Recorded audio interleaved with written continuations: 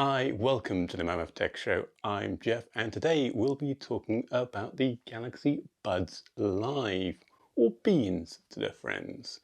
And we'll be looking at, are they still a good bet here in 2022?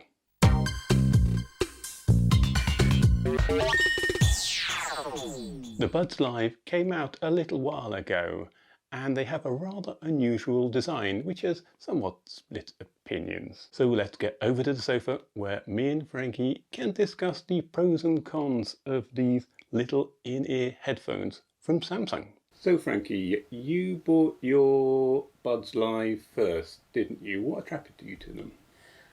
The main thing that attracted me to them was the fact that they were Samsung. I've had my Samsung S8 now for a couple of years, and one of the attractions to me was the fact that the Samsung's buds would automatically pair. Oh. So I'd had previous Bluetooth earbuds and Bluetooth headphones, but you had to pair them every time you wanted to do it with your phone. Yeah, a bit of a pain. Whereas with these ones, as soon as you open the case, as long as they're in vicinity of your phone, they'll automatically pair. And so that was my main attraction to them. I also like the colour. I went for the slightly bronzy colour. Oh yeah. It was a very pretty colour. I would have gone for those or the black ones. Yeah. Because they're quite a universal colour. But I went with these ones, and yeah, they've been brilliant. I've been really happy with them. So how did you find the fit for the buds?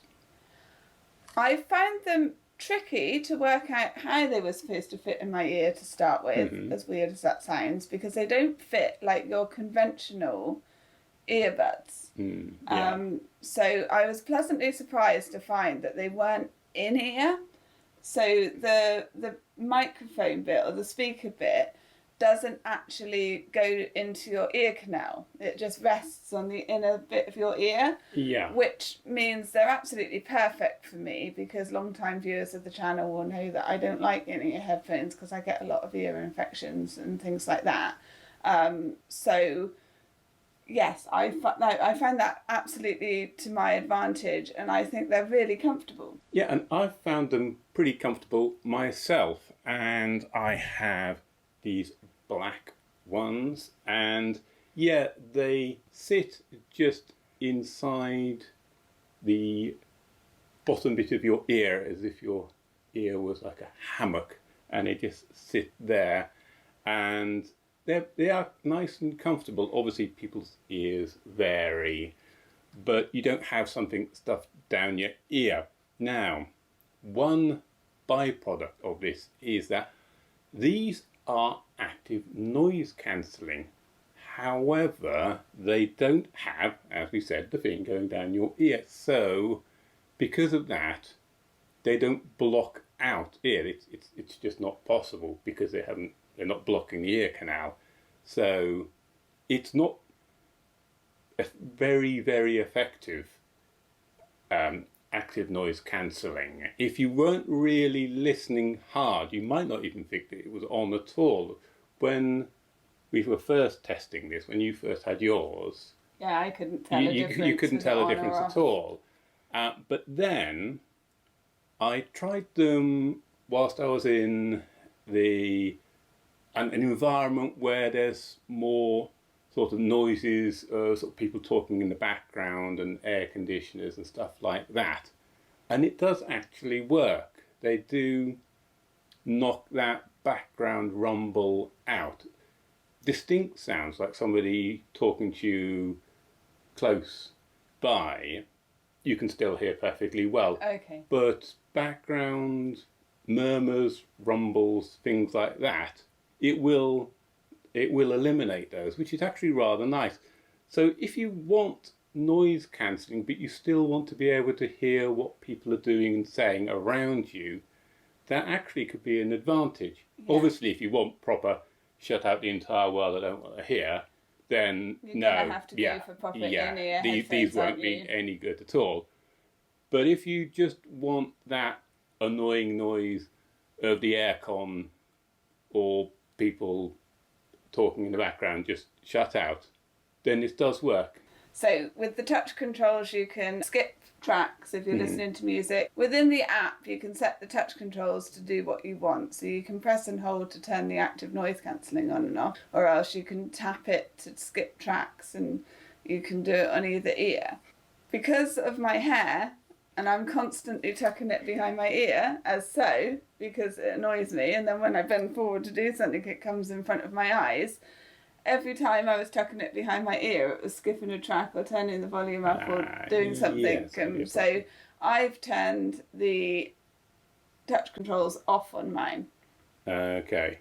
So as Zeus joins the conversation, that leads me on to a interesting point. Recently, they've updated the firmware for this, and they've introduced a few extra features, and I think they may have tweaked the touch controls because they don't seem to be quite as sensitive. Oh, okay. How do you find the positioning of the touch? Because I find it, to begin with, a little bit hit or miss as to whether or not I was touching them in the right place, and I'd have to try once or I twice. haven't really worked out where it seems to be pretty much anywhere on it. Oh, right, okay. It might be because your finger's a little bit bigger than mine, so touching anywhere might trigger it. But... I'm not sure. There doesn't seem to be a definite here and here only spot for doing it. I haven't tried it for a while. As I said, I've switched mine off, so I haven't tried the touch controls for a while, so my memory on them is a bit ropey, but yeah. But I mean, that could just be my imagination. But one thing that definitely has been added is 360 audio. Now, this is a new feature that, if you want a comparison, it's a little like the spatial audio on the iPhone earbuds. And so that means that if you have your device in front of you and you move your head to the left or right, then the sound platform, the sound stage, would move accordingly to the appropriate ear, as if you were listening to it in real life. Whether that's just really a gimmick or not, unfortunately we can't tell, because although I've updated the firmware on mine, you have to have at least, I believe it's version 3.1 or later of Samsung's Touch UI on the phone that it's running on in order for it to work. And unfortunately, neither of our phones are quite modern enough for that to be a thing. So it's nice that they've introduced the feature on these. It don't say you have to buy new earbuds in order to have this new feature. You can have it on your. It does mean we have to buy a new phone. It's sort of, you don't have to buy new earbuds, just new phones. So that's much better. The earbuds would have been cheaper. The earbuds would have been. But it's probably a technical thing, because I think there has to be. It has to be aware of where the phone is, and I don't think there's the antennas are accurate enough in the older phones. Yeah. For that sort of positional tracking to take place. So you've been using your buds quite a lot recently. So how have you found the sound quality? Good. Yes, it's nice. It's certainly, I haven't found anything deficient with them. I'm not an audiophile or anything like that, but they are very good quality. I have tried cheaper Bluetooth earbuds in the past, and this is definitely a lot higher quality than that. That's in what terms I found, of the sound. Also, speech is, it's very clear if you listen to audiobooks or anything. Yes, that's what I've mainly used mine for, is audiobooks. So. Yeah, but music also sounds good. But like we said before, because of the fact that they don't completely block your ear canal and provide passive insulation from outside sounds, you're not going to get that sort of effect. Sony have just brought out their own kind of version of this, which basically have a hole in the middle to allow just the sound of the world around you in. Yeah. So that wasn't really, I don't know whether that was how this was designed in order to, certainly wasn't marketed like that. No. It's just a byproduct of the design. It's much more of a deliberate thing on Sony's new earphones that kind of look like polos. But they, that is definitely something to think about. They are the old, the beans as they're affectionately referred to. Yes. They are very much a unique product, definitely. Not like your average earbuds. And maybe an acquired taste or just a bit Marmitey. You'll either really, really love them or hate them. But, yeah. The other thing that appealed to me about them is the fact that you can charge them up, or charge the case rather. Oh, yeah. You can either use a Qi charger, just wireless charging for them. wireless charging, or nice. you can plug in a micro USB-C. It's USB-C. So you can either charge them with the cable or put them on the same Qi charger that we charge our phones with. I think with the more advanced phones if that you've do got reverse charging, if you've got reverse charging, you can just whack it on the back of the phone and it will also charge them. But again, my phone isn't that advanced. I haven't upgraded to that just yet. So you've got a protective case on your case. Yes. So I dropped my case in the garage the other day, and it fell open, and my beans fell out and scattered on the floor. Surprisingly, no damage was done to the case or the beans, which is credit to the design of the case. However, I decided that a protective case would be better for my clumsy nature. So I bought a clear plastic case. So I went for clear plastic. You can get all sorts of cases for these. I went for clear plastic because I like the colour of my beans and I like the colour of my case. And I thought, well, what's the point in hiding the colour of it if I can buy a clear protective case? So this one has actually got a hinge at the back that matches the hinge on the beans. And it's just a clip-on design. So it just comes in two pieces that clip together on the hinge at the back, and then you've just got one bit that clips onto the top and one bit that clips onto the bottom. No adhesives or anything, it's just a friction fit, and it's got a little carabiner carry clip. Just one piece of advice, obviously with the way the case is and the way the protective case is, the bottom part of the case is thicker than the top part. So when you're putting a protective case like this on, put it on the right way, otherwise you can't actually open it. But, that's just a lesson that I learned. And then I was like, oh, yeah. So, there are a lot of different choices for little protective cases. But this might be something you want to think about. Because it's going to be something that you take out and about. Yes. And are therefore likely to drop. And with this one, it also, as I say, it gives you a little carabiner, convenient carry strap. Although the case isn't slip-free, they are a glossy finish.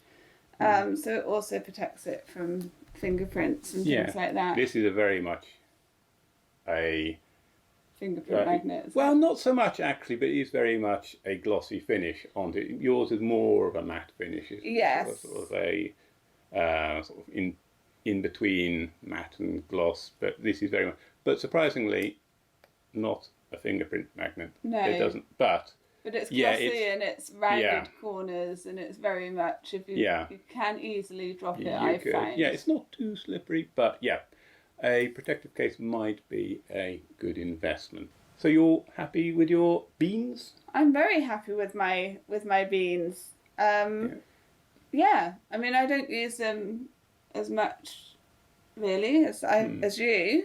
But when I have used them, I've been really happy. And they're just so convenient. As I say, they automatically pair with my phone. Yeah, and I'm finding that the bean life is good for me as well. Like I said, I've tried cheaper 30 quid earbuds before, and they're okay, but they're just the convenience of it just opening up and pairing for these ones is just makes it easier to live with them, and that bump up in sound quality. I was going to say, Yeah. you can definitely tell that the up in price from like a cheap pair of £30 Bluetooth headphones has gone into the design and the sound quality of these. In talking of price, these have been around for like 18 months or so, and therefore neither of us paid anywhere near full price, probably around 70 or 80 quid. Yes.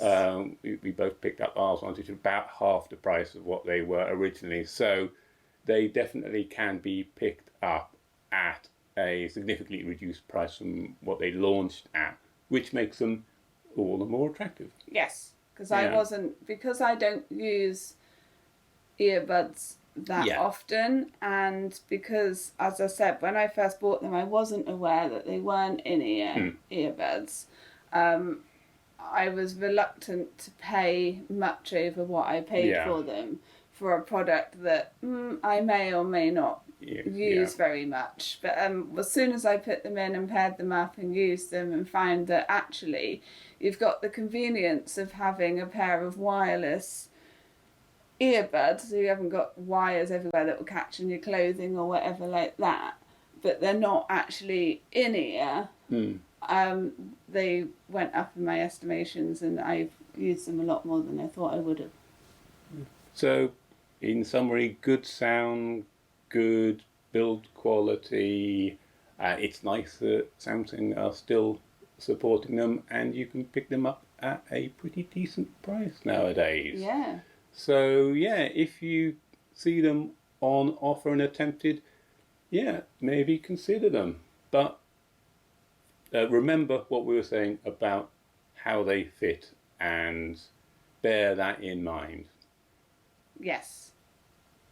But hopefully you found this helpful. If you did, please give this a like. And if you haven't already, why not subscribe if you'd like to see more from us? And Zeus. And Zeus as well, Zeus, of course. So, I've been Jeff. I've been Frankie. And this has been our little talk about the Galaxy Buds Live, and you've been very kind to watch. Thank you very much. Bye.